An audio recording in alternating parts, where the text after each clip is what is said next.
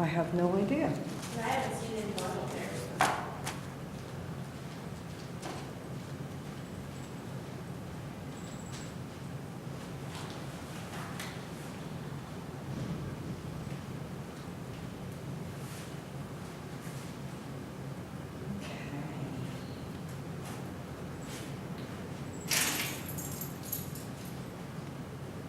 We'll give them a couple more minutes and then we'll get going. Yes, this is the last class, content class. Hello. We were hoping you were going to get here. Yeah, I just a little late. It's all right. We're just starting. All right. So, this is the last lecture. Then we have 1, 2, 3, 4 weeks for you to do your own research. So, I'm working on correcting the rubric so I can grade the anabibs. I don't know what happened there. And I'll get those back to you. I'm hoping I'll get those back to you Friday afternoon. That will be my goal, because I'm behind on a couple of pieces of grading, so I'm trying to get those prioritized now. I don't think I have any more meetings this week to attend, so I should be able to make some progress. If you want to meet with me, email me. I will turn, she says, I will try and remember to turn the Skype on at class time for the next few weeks, just in case anybody wants to Skype with me during class time. If class time doesn't work and you need an appointment, just email me, make an appointment. We can look at any articles that you're doing, any APA questions, any summary type questions, anything to do with your presentation for the end of the semester. Did I remember to open the presentation folders? Has anybody looked at that yet? Greg, did you look at the presentation folder yet? Yeah. Can you hear me today? Okay, good. All right. Does anybody know if I remember to open that? Yeah. It's up? Okay, good. So, the next thing I need to remember, so next week, I need to put up a schedule of timings for those presentations so that you can let me know which day and what time you would like to present. All right? I'm thinking there's probably still enough of you that will need to go over 2 weeks, but we'll see how we do after the anabibs are back. Sometimes I get a couple of dropouts still, because the withdrawal date is pretty late in this semester. But I think there'll be enough that we'll need to go both weeks. All right, so your options will be either the 29th or the 6th. You have to come both weeks. But you'll present on one of them and you'll peer review everybody on the other week. All right? I think that's all for now. So next week, if you don't notice that I've put the schedule up, yell at me. All right? Okay. All right. All right, so this is my last, and I've forgotten. Can I go again? Good. Board, This is the last piece of the pie. The goal of this lecture is to try to give you some strategies for how you put together this research that you find, all right? So you can't just take your annotated bibliography paragraphs, remove your APA and put them into a reference list and submit the paragraphs as a paper, all right? That's not a lit review, that's not, that wouldn't be acceptable in one of your other classes for a paper that was due. So this is just to try to help you start to maneuver the idea of, now I've got this information, how do I put it all together to develop a paper or an argument or a literature review, right? So the first thing is just a reminder, we mentioned earlier in the semester about the idea of plagiarism. It is a really big deal in grad school, all right? You cannot underestimate how much trouble you can get into if you are found to be guilty of deliberately plagiarizing, all right? And I say deliberately on purpose because it's actually very hard to not plagiarize. It takes a lot of practice. And sometimes at the master's level, people inadvertently plagiarize, which would get you into less trouble, right? What we're looking for is a deliberate attempt to copy someone else's work and present it as your own. And it happens all the time, especially now with all these internet sources and things. People think they can just sneak in, copy a block of writing from a website, chuck it in a paper, and no one's going to know, right? So doing it deliberately is a big deal. Doing it by accident is a problem, but everyone would work with you. You cannot use someone else's idea or someone else's piece of work, present it as your own without giving them credit. Right? So the difference between a reference and a citation is that the reference is the thing we've been practicing, goes at the end of your paper in an alphabetical reference list. Right? And APA gives you lots of information on how to create those references and put them into a good reference list. If there is a paper on your reference list, it has to be cited in your text.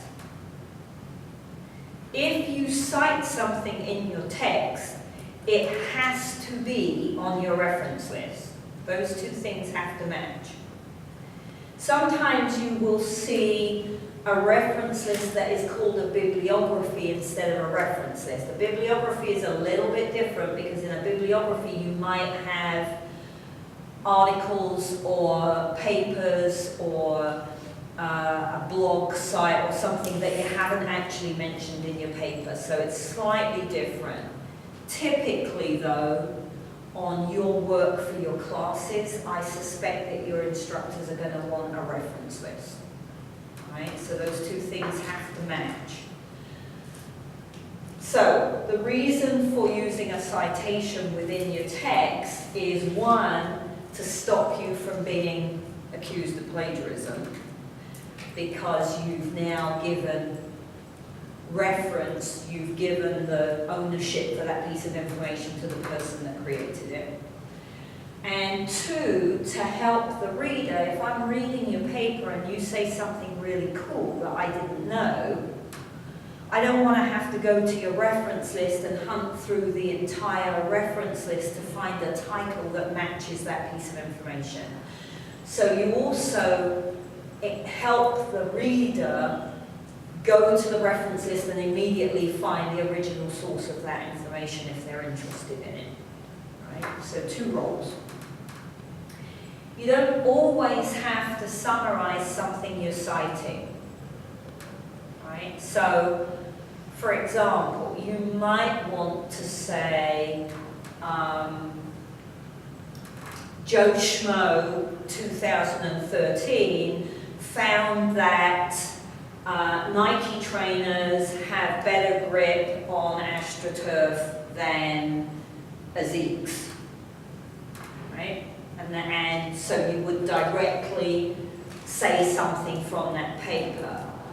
Or you might say, in discussion, it's been shown that Asics don't perform as well on certain surfaces as Nike shoes do. Open parentheses and put in any papers that you have, so Joe Schmo 2013, without actually summarizing anything Joe Schmo said, right? So you can use it as a supporting tool, or you can use it as an actual, I've got to tell the readers everything that went on in this paper because it's a really cool paper. So your absolute key reference article that has a methodology that you like or gave you the idea for your study or has data that is exactly supportive of what you're trying to do, you might want to summarize that whole paper and tell the reader about it to help you develop your own argument. Or you may just need one point that is mentioned in that paper and you're just going to use that reference as a support for something you want to say. Does that make sense? Right? So always go back, always check your APA manual before you hand anything in. All right? There's lots of information. That manual is way more than just formulaic, this is how you have to write things. They've got all kinds of information on what is good style of writing, how do I construct a sentence well, how do I present information. It's a really good tool. It's just a little heavy going to read. It's not written in the easiest style to use. All right?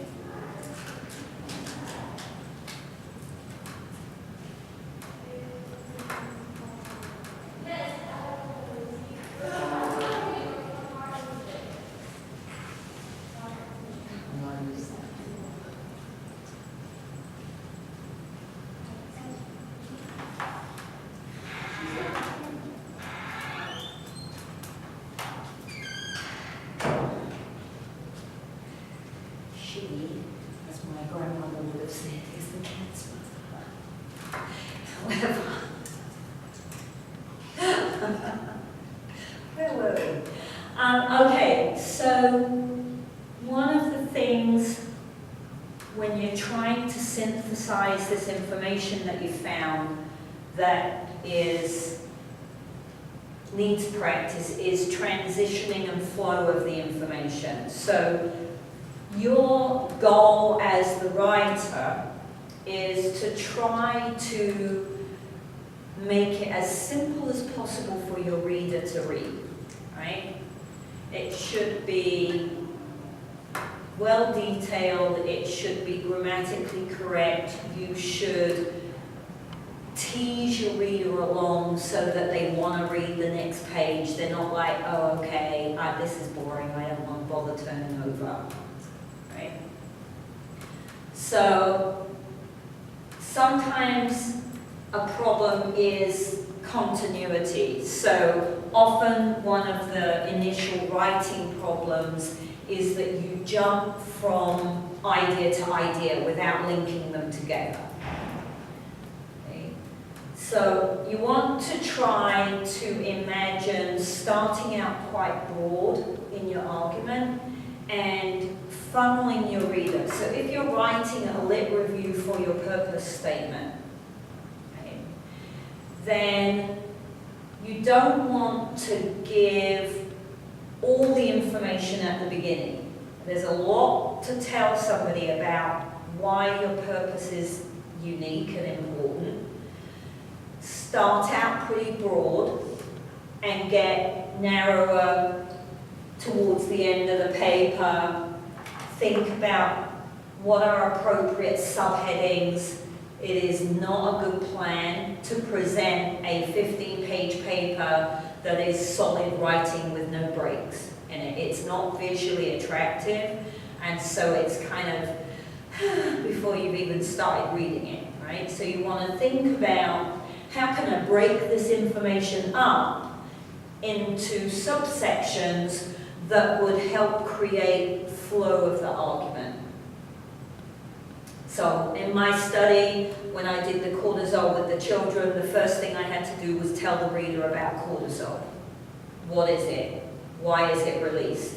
What are the responses physiologically of the body to cortisol? And then I wanted to look at cortisol responses to exercise.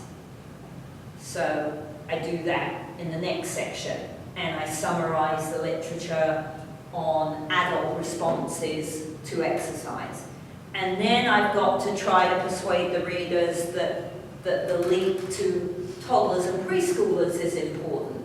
So then I had to look at the literature on childcare and what happens to cortisol and stress within childcare. And then I could go to, okay, so if I combine all this information, maybe it's worthwhile to look at the cortisol response in little people to an exercise program when we know they're suffering these high levels of stress at school, right? So you break it down into manageable chunks, and then you use those chunks, and sometimes what happens is you put the chunks together and someone else reads the paper and goes, you know, it really would have been more useful if I had known that information before you told me this. And so you chop a whole bit out and you move it up in the paper, right? Does that kind of make a little bit of sense? So you don't want standalone paragraphs or sections. They have to flow in and out. You have to transition. You have to introduce what's coming in the next section or the next paragraph or the next subheading, right? You can't just stop talking about one thing and start talking about the next thing without linking them together, right? On page 341 in your textbook, they have some really useful information about entrancing and exiting out of paragraphs, out of sections, out of the whole paper, right? So I have to introduce the paper and I have to exit the paper, but I also have to introduce the next section or the next piece of information within the lit review. I have to round that section up and make the link to the next piece. So they've got some really nicely done information on how do I do that? How do I go about creating these transitions across the work? Things can't just stand alone.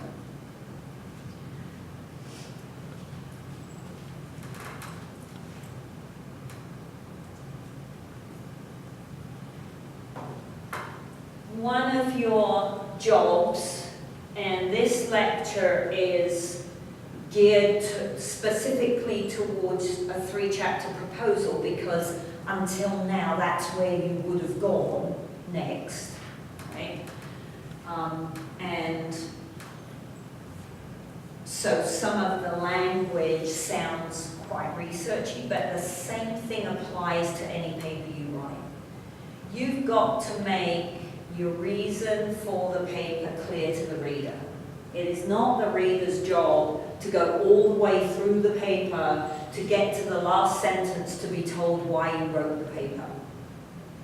Right? That's your job as the writer, to make that really clear. So in our case, because we're talking about a purpose statement, your job is to make your argument through this lit review, make your rationale for why your purpose is unique and important. And it's got to be clear. No one should get to the end of your lit review and go, well, I still don't really understand why they want to collect this data. Because if someone does that, you did not do a good job of making your reasoning clear. Right? One of the often difficult things to get your head around, because especially with this population, because you're athletes or you're coaches or you're quite competitive people, is you expect to be perfect the first time you do something, right? That never, ever, ever, ever happens in writing. Give that up, otherwise you're going to have a very hard 2 years, okay? Never, ever, ever is that going to happen. So you will write things, you will rewrite them, you will rewrite them. You should probably write every paper you hand in at least 3 times. If you're looking at a 3-chapter proposal, you may rewrite that thing 7 or 8 times before you're done. That's the nature of the beast, right? So that can be, actually is probably the hardest thing to deal with, because you wrote it, you put absolutely 100% effort into writing it, surely it's great, right? Well, it may be great, but it isn't right yet, and so you're going to have to do it again. Okay? I think I rewrote my lit review on my dissertation 9 times. Right? So, and the first time it came back, she had scribbled, that's why I don't use red pen, right? She had scribbled all over it in red pen, and I got it back and I'm like, oh my God, that must have been awful. And I shoved it in the bottom drawer of my desk and I didn't take it out for 3 weeks. Because it was like, oh crap, I worked so hard and she's just trashed it, right? Well, once I finally summoned up the courage to go and talk to my advisor, she went, no, that's a good thing. If it had been a crap paper, there wouldn't be any feedback on it. A good paper gives me as the reader lots of things to say to you. So there will be a lot of feedback on the paper. If you get a paper back and there's nothing on there, I would be worrying about that, because that meant either it was too boring to read or you didn't say anything that was worth commenting on. Right? So think about that. It's okay. You wouldn't expect your players to go out and play the best game ever without any coaching. It's unreasonable to expect yourselves to hand in a perfect piece of writing when that is not a skill set you've had a lot of practice at, without feedback, without coaching. Right? So it's going to be written over and over and over again. That's a good thing. Okay? Sometimes that is the hardest thing is when you're looking at the blank sheet of paper. Getting going is the hardest. Once you've got something on paper, it gets a little bit easier.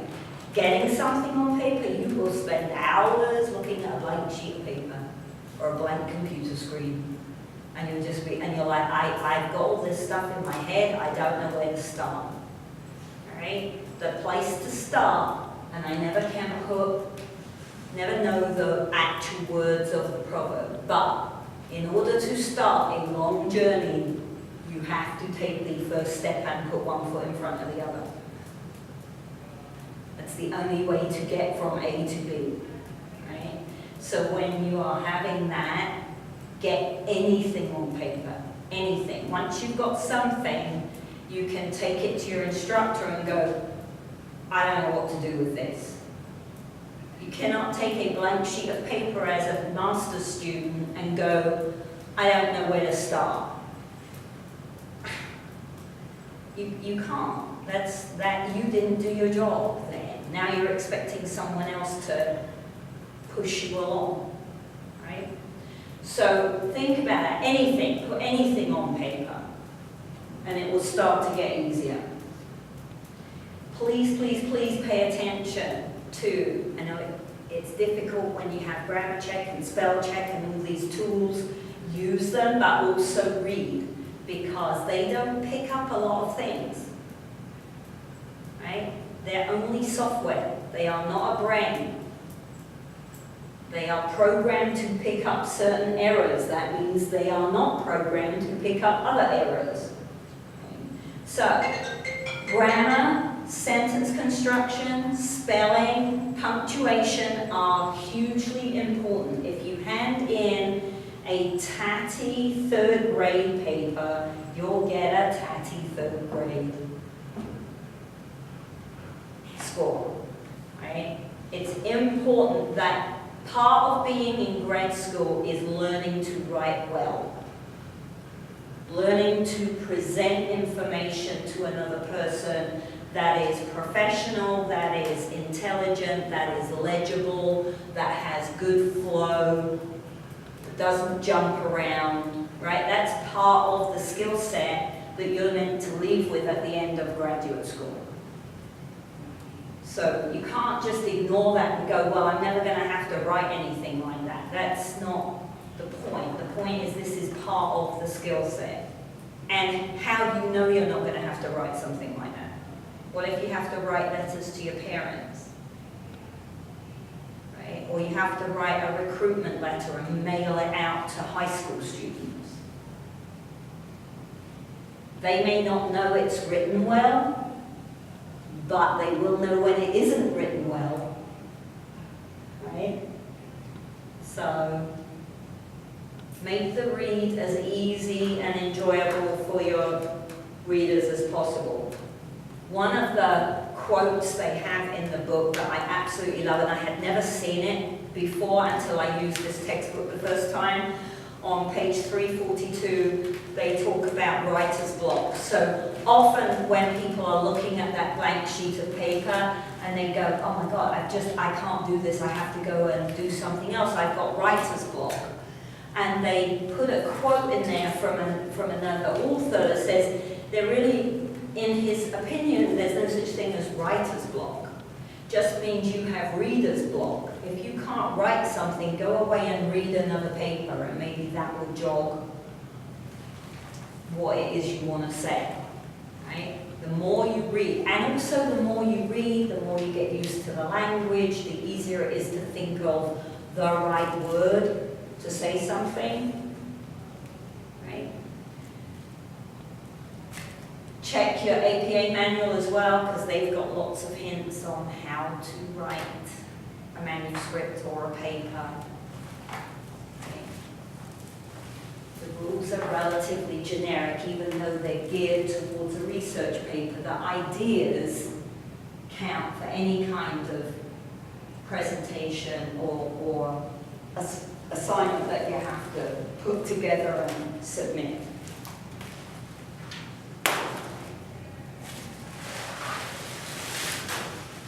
Right, so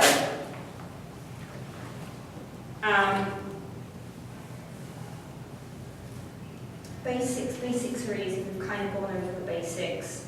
The mistakes. So one of the things to try to catch yourself doing is padding. All right, so padding is, oh my Lord, I've said all I had to say, and this paper's only 2 pages long, and I can't really hand in a 2-page paper. I better just say something else to make it look better, right? Except that if you're padding and what you're saying isn't really relevant to the piece of work, then it doesn't benefit your grade anyway, right? So it doesn't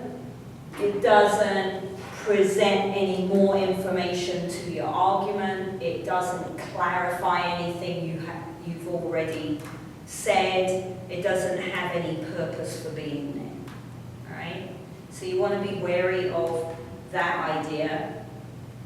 Repetition. Repetition is a biggie in grad school because you're all very busy, and trying to pin your thoughts down can sometimes be difficult, and so you tend to say the same thing three separate ways because you're not quite sure how to say it, or you don't realize you're saying it again in the paper, right? So always edit your papers thoroughly before you hand them in. Stick them away for a couple of hours or a couple of days. If you can get into the habit of getting things done a couple of days ahead, stick it away and then read it again before you hand it in. When you've had that break, sometimes things jump out off the paper at you. If you're reading it, reading it, reading it, reading it, you don't see what's wrong because you've read it so many times, you're not really even reading the paper anymore. You read what you think you wrote on the paper, not what is actually there. Right? Trying to say too much. Sometimes a brief answer is the answer. Right? So, or sometimes we get excited and we go off on a tangent. So this information may be indirectly relevant, but it's too much for what I needed to do for the paper.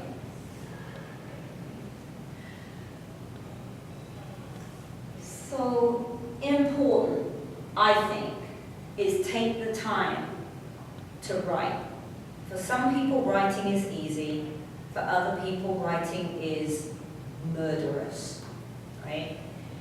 Try to make it as enjoyable as possible. Everybody writes in a different way. Dr. Drabs used to like to sit down with a blank sheet and just start writing.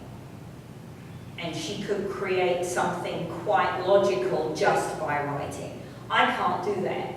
That does not work for me. I have to sit down and I have to write an outline, and I have to have bullet points or a flow chart. I've got to have an idea of what's coming. And sometimes I change that around while I'm writing, but I can't just start typing into a blank sheet. That doesn't, I have to have a plan to work to, even if I change the plan. Right? So different people have different techniques for putting the writing down. Try as much as possible to enjoy it. Use it as part of the learning curve. Learning is fun. Writing might be difficult. We have a good writing center. Use them, right? If you're unsure whether or not the writing is well done, take it in, get someone else to look at it, hand it around your family or your friends, get other people to read it.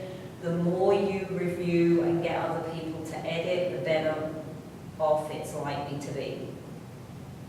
And one of the problems that it's easy to fall into is to not organize your time to give yourself time to do this well, right?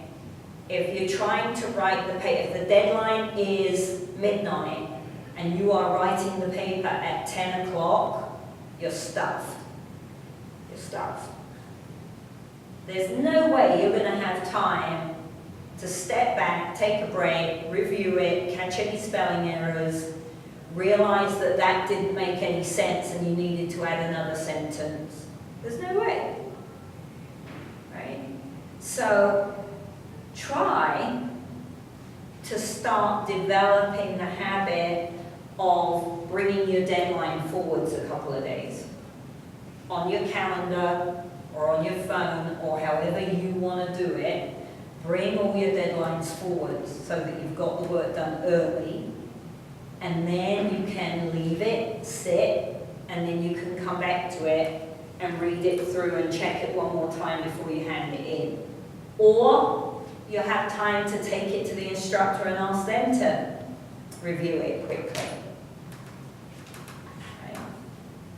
Certainly in our department, and I would hope across campus, if you bring in a draft and I've got the time, I'm going to give you feedback on a draft. Right?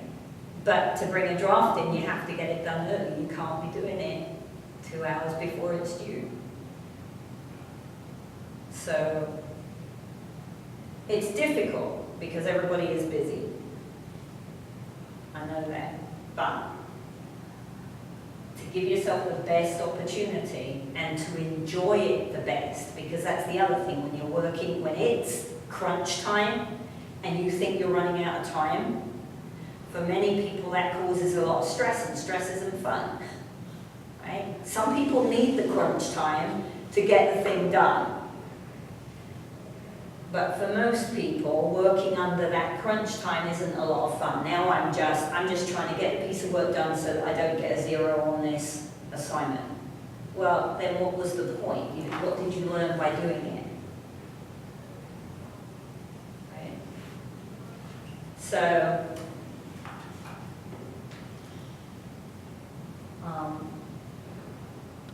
easy for those of us that are full-time students, less easy for people at a distance who are trying to do this and a full-time job.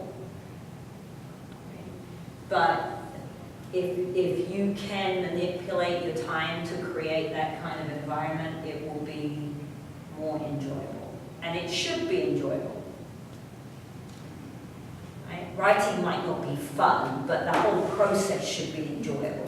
You're reading about something you're interested in, you're going to try and convince the rest of us that this was a cool idea, right? You're frowning very much, Agatha. All right, let's see. Have I got any more? All right, I'm going to go through this quite quickly because right now you're not responsible for a 3-chapter proposal, but you may be in the capstone, since we don't know what the capstone is going to be yet. It may involve a 3-chapter proposal. So, one hint I would always say is when you are doing your database searches, keep really, really good notes. Because it is amazing how many times you find the perfect article, you forget to write down the journal or something like that. And then you're like, oh, okay, well, I'll just go back in the database and I'll find it again. But you use a different search term or you use some different kind of link, and you can't track that article down again, and you waste a whole heap of time trying to find it. So try to get into the habit of keeping a little log. You know, on this day I went to this database, these were the search terms I used. So that if you don't download the articles at that time, you can go back and find them again in the future without having to reinvent the wheel. Once you've got your research articles, how are you going to track them? All right, so create some kind of indexing for yourself. You know, I'm an old fuddy-duddy, I like an actual index card box or an actual paper file that's in alphabetical order, right? You could put your indexing or your tracking onto an Excel sheet or into a Word file in a table. It doesn't matter as long as you can easily access what you found. You shouldn't have to waste time. Having spent several hours finding it, you should have it at your fingertips whenever you need it. Right? So how are you going to create that index for yourself? What works for you personally? Plan your lit review or your paper. Think about the organisation. Think about which pieces of information go together. So maybe you've got 3 papers on Nike shoes and 3 papers on AstroTurf. Right? So you would want to try to synthesize those 3 papers into a piece of information for your reader. Right? How do I pull things together? Be as thorough as you can when you are researching through the databases. Right? Be inquisitive. Look at your reference. If you find a good article, what did they reference in that article? Maybe there's something on their reference list that would help you out a lot. You don't have to keep finding all the references yourself, right? Piggyback off someone else's work. If there's any controversy on the topic that you're writing about, you should present that. You shouldn't only find the papers that support, if there actually is an argument out there about the thing that you're talking about, you should present the argument, not just your side of the fence. That's not good writing. Right? Even if you only briefly mention that other people consider this to be more appropriate. It doesn't have to be another whole lit review of the other side of the argument, but you can't ignore that the other side exists. And many of you have topics where there may not be controversy in the literature, right? But if there is, you should think about that.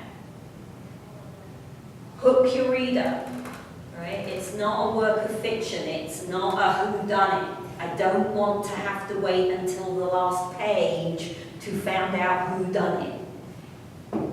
Okay? It's an academic paper. I need to know up front what is going on. Okay? Why did you find it interesting? Right? Try to reel them in. The first couple of sentences in the introduction can be a teaser, right? Like you get when a new film comes out. Okay, here's a couple of scenes from the film. Here's a couple of ideas about what's going to be coming in this paper, right? So that someone wants to keep going.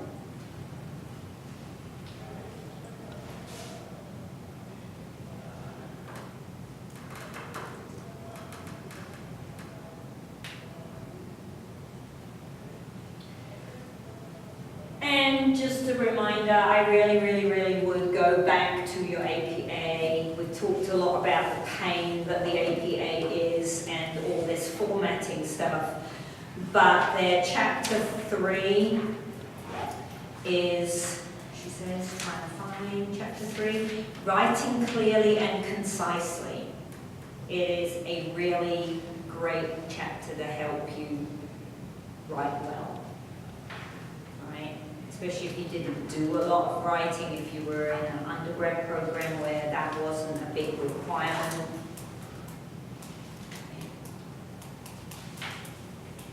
So you're going to select, that's what you're doing right now. What is it I want to talk about? What can I find that is about that? Right? What do I include and what do I omit? So what if you end up with 20 papers? Which 8 are you going to include in your final aggregate? Right? Which ones are the most important? Which ones are less important? Okay. At the end of the day, what you are doing is presenting your viewpoint on something. It's an educated viewpoint because you've done all this reading about it. Right? It's not an opinion per se, because an opinion can be someone's feelings about something. It might not have any theoretical basis to it whatsoever. Okay? What do I believe it's important to tell the reader about what I found? That's all. Right? It's not a right or a wrong, unless you're not meeting the rules of the class, right? So if your purpose question is something we already know all the answers to, whilst you may still think that's important, it's not, we know already, we have that information. You can't, it's only wrong in that you don't meet the requirement for the assignments in the class. Does that, so you can't kind of do this wrong. You can do it poorly. The writing might not be good, or your APA might not be good, but it's difficult to do it wrong. So So try to take some of that pressure off yourselves and see if you can enjoy the next few weeks of research and scribbling, because it should be fun. Right now you've got your own time, you've got 4 weeks. Go find what you want about this thing that you're interested in. There's nothing to hand in now until 19th of November. Alright, so you've got several weeks of playing with the research and the literature that you've been able to find. As I say, I will do my best. I think Dr. Berkey's been helping me. I think I've worked out how to correct the rubric. I don't know what happened there. And so I hope to have papers done before the weekend for you, she says. And you'll have some feedback then on what you need to be looking at over the next couple of weeks before the next one is due. But it should be plenty of time for you to be thinking about, did I find stuff that really supports my argument? Which ones of these papers am I going to think about including in my presentation to tell my classmates about? And which ones are the most fun? Which ones are going to get them really excited about what I thought was an interesting topic to look at? Okay. Question.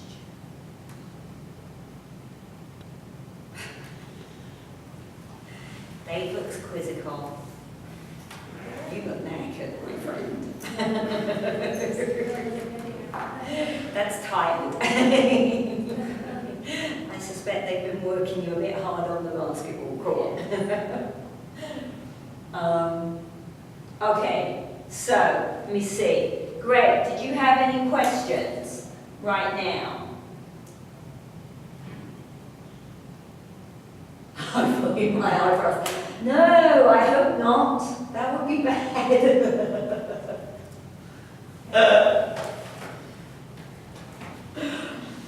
All right. So, okay.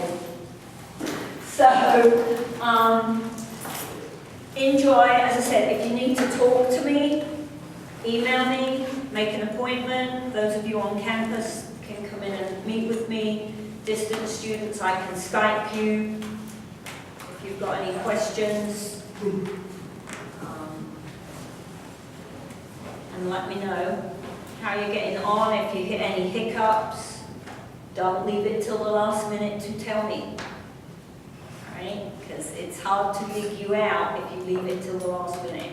So if anything starts going kaplooey, talk to me soon. Right? And start thinking about those last 2 weeks. As I said, yell at me if I forget to put up the timetable so that you can pick what day you want to present. Right? It will be first come, first serve. So once I get it up there, be paying attention, otherwise you'll end up with the last slot on the last day. Someone has to. Thank you, ma'am. All right? I finished the email list. I just need to double